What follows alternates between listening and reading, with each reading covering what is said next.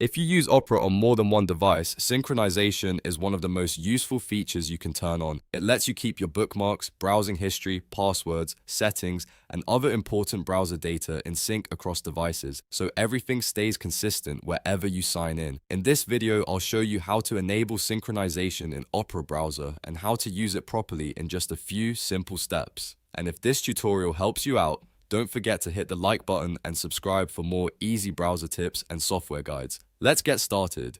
First, open Opera by clicking on the Opera icon on your desktop, taskbar, or app launcher. Once the browser opens, look to the top left corner and click the Opera icon if needed to open the main menu. From there, go to Settings. You can usually find this in the menu, or you can access it directly from Opera's settings page depending on your version. Inside Settings, look for the Synchronization section.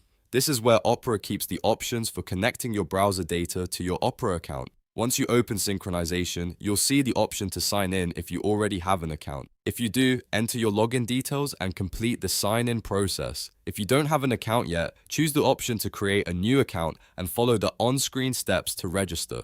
This is important because synchronization works through your Opera account, so signing in is what connects your data between devices. After you're signed in, you can choose what to sync. If you want the easiest setup, select Sync Everything.